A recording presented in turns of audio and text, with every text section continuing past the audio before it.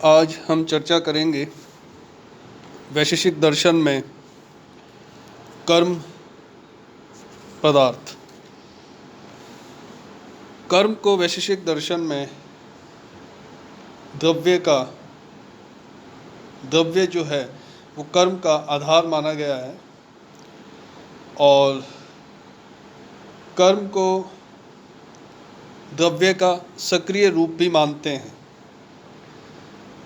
कर्म को एक्शन कहते हैं और यहाँ पर ध्यान देने योग्य जो बात है वो ये है कि द्रव्य की दो विशेषताएं होती है, सक्रियता और निष्क्रियता।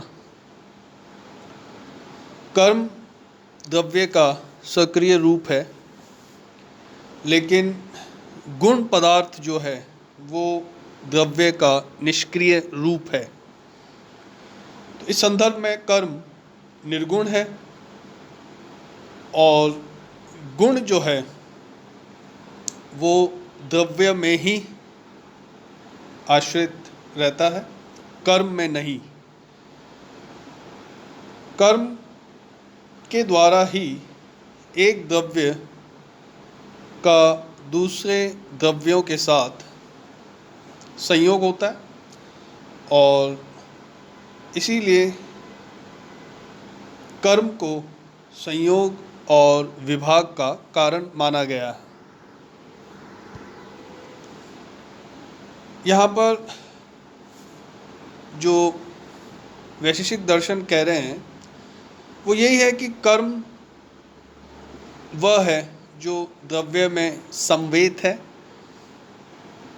जो गुण से शून्य है और जो संयोग और विभाग का साक्षात कारण है। कर्म को वैशेषिक दर्शन ने गुण से अलग माना है, क्योंकि गुण निष्क्रिय है और कर्म सक्रिय है। गुण वैशेषिक दर्शन के अनुसार स्थायी होता है, लेकिन कर्म को वैशेषिक दर्शन ने क्षणिक माना है। गुण को वैशेषिक दर्शन संयोग का कारण नहीं मानता और न ही विभाग का कारण मानता है, लेकिन कर्म को वैशेषिक दर्शन संयोग और विभाग का दोनों का कारण मानता है।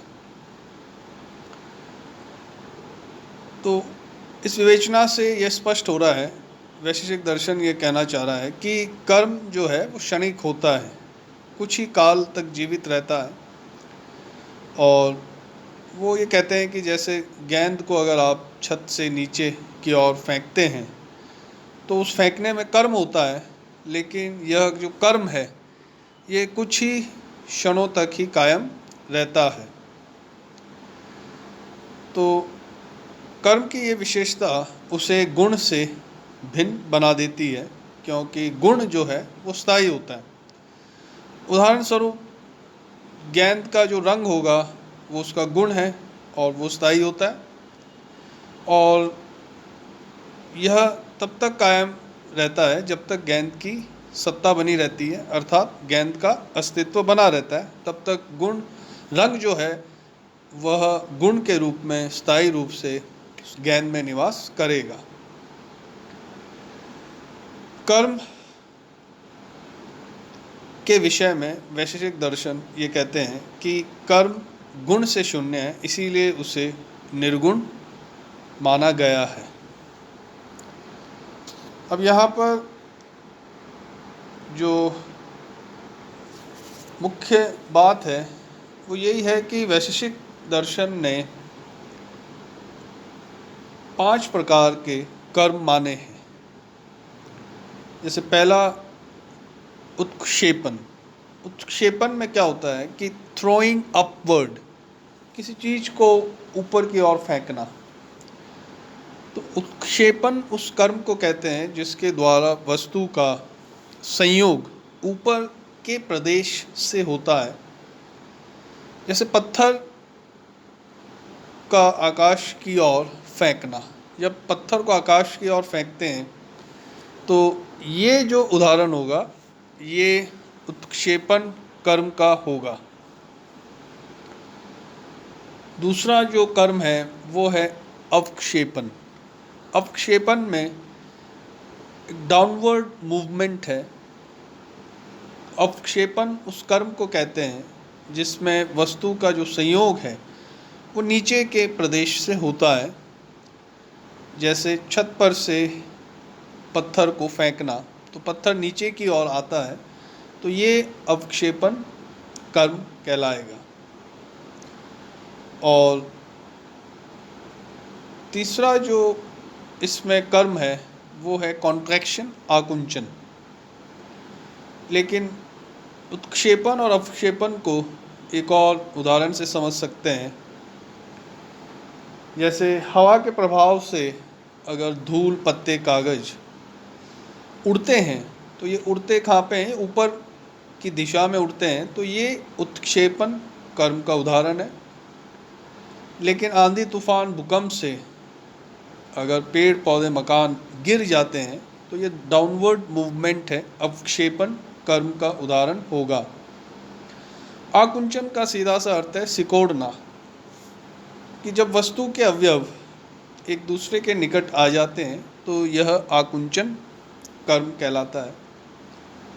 जैसे हाथ पैर को मोड़ना, यह आकुंचन का उदाहरण है।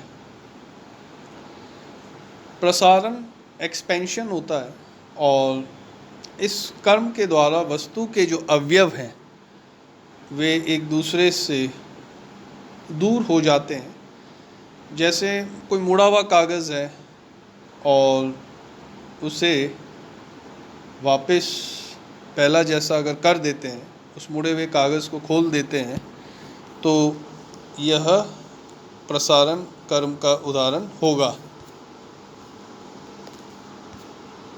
इसी प्रकार से तीसरा जो कर्म है,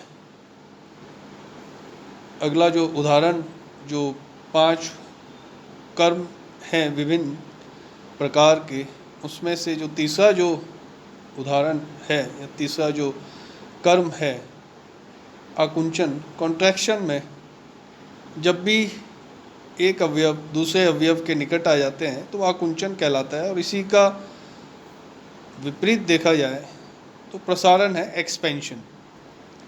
तो जब कागज़ जो मुड़ा हुआ है या उसे फोल्ड कर रखा है, उसे जब वापस खोल देते हैं कागज़ को, तो प्रसारण का उदाहरण है। गमन या लोकोमोशन, इसमें मुख्य बात जो है वो यही है कि ये गति से संबंधित है। तो आग की लपट का ऊपर की ओर उठना, बालक का दौड़ना, ये सब गमन के विभिन्न प्रकार हैं। तो जो 5वां जो कर्म है वैशेषिक दर्शन के अनुसार, उसमें गति से संबंधित है कि जहाँ भी किसी न किसी प्रकार का कोई मूवमेंट हो रहा है तो वो गमन कर्म के अंतर्गत आएगा।